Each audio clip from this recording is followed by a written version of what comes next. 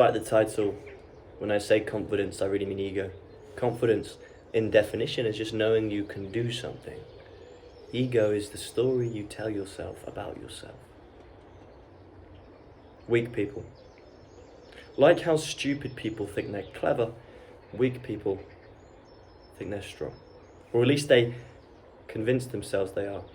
I actually believe that with weak people, somewhere in here they know they're not strong.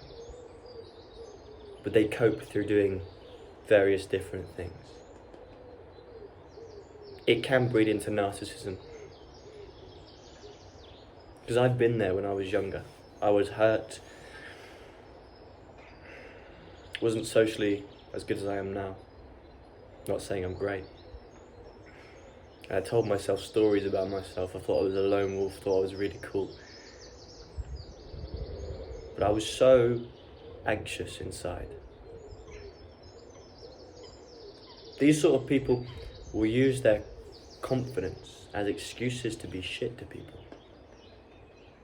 They will seem like they're confident, but if you're trained, you can see the difference between confidence and ego. A confident person, really confident, if you put them next to this person, you'll be able to see it like night and day. Because they might be loud, they might be outspoken, they might have a big presence in the room. Doesn't mean they're confident, just means they have a presence. Could be a dark presence, could be an annoyance, just could be loud. A squirrel can shout and scream. A small animal can shout and scream. It doesn't mean that they are strong, it just means they're making a noise. Like chihuahuas, the dog that is basically a rat. No offense if you like chihuahuas, I doubt you do. The point is they make the most noise. It's always the big dogs that are calm, collected, but the chihuahuas are always the ones shouting. That's the analogy I like to use for this.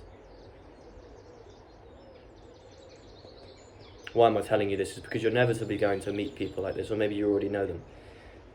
There's two people like that at my work, and they're the two people I don't get on with. I'm not saying I'm a social guru, but I get on with pretty much everyone, apart from these two people. One of them, it's just our energies don't match, and one of them I really don't like, but both of them I know are weak and narcissistic. Interestingly though, they're very good at their job, and you will find this. People like this will often be really good at something because that proves in their mind that they are not weak. Here's a lesson, Chief. You can be good at something and still be a weak piece of shit. Skill does not mean you're a good person. Skill does not mean you're a strong person. If you're a really talented football player but you're a woman abuser, does that make you a good person? I'll give you an example. In the restaurant that I work, the head chef, he is so skilled, and I respect him for that. So skilled. It's undeniable. But as a person, he is insecure. He doesn't inspire people, he puts people down. And ultimately, as a person, he is a weak, insecure little child. In the kitchen that he works in, he is a top dog, but out in the real world, he's pathetic. This isn't me spitefully putting him down, this is genuinely just an analysis. The other person in question always has a lot to say, always likes to talk about herself. But she likes putting people down as well, to feel above people, and it's clearly some sort of complex, narcissistic. And you could make an argument, she has been through quite a lot in her life. That's not an excuse. There's someone that works at the same job who's been through 10 times as much as her and is a good person because of it. Trauma doesn't make you a bad person. That is a choice.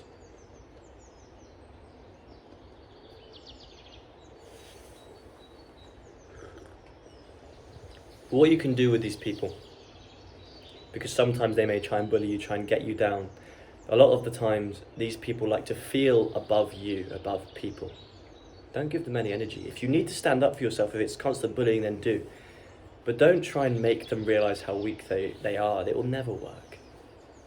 Because to be honest, they probably know it already, just they're lying to themselves. If you want revenge, which you shouldn't, but if you really want revenge of them, the best revenge, if you want it, is success in yourself. The only way you're ever going to get back at them is immense success. So they realise they were wrong about you. But if you're less psychopathic, the best thing you can do for yourself is just focus on yourself. Because the truth is, these people that seem outwardly like they're confident, they are dying inside every day, in their own spiral of narcissism and negativity. There's nothing you can do to help them, there's nothing you can do to stop them. The best thing you can do is lead them to it. And don't let them bring that energy to you. Protect your energy, because you have a beautiful energy, because you are not weak. Protect that. And let them continue shouting like the Chihuahuas and continue being a German Shepherd.